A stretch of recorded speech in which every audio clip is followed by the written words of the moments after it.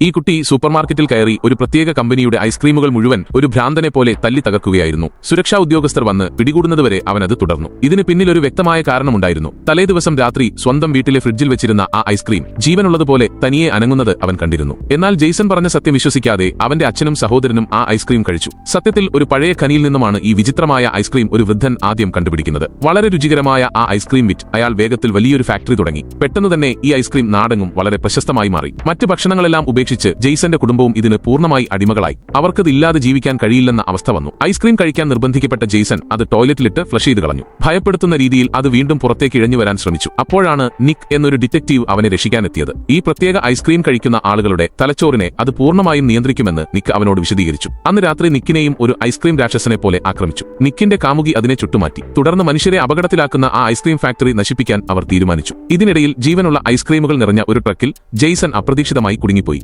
എന്നാൽ സമയം പാഴാക്കാതെ നിക്ക് അവനെ അതിൽ നിന്നും വളരെ സാഹസികമായി രക്ഷിച്ചു. തുടർന്ന് ആ ഐസ്ക്രീം ഉണ്ടാക്കുന്ന അസംസ്കൃത വസ്തുക്കൾ ലഭിക്കുന്ന പ്രധാന ഖനിയിൽ ഒരു വലിയ ബോംബ് വെച്ച് അവർ അത് പൂർണ്ണമായും തകർത്തുതരിപ്പണമാക്കി. അങ്ങനെ ആ വിചിത്രമായ ഐസ്ക്രീമിന്റെ ഭീകരവാഴ്ച എന്നേക്കുമായി അവസാനിച്ചു.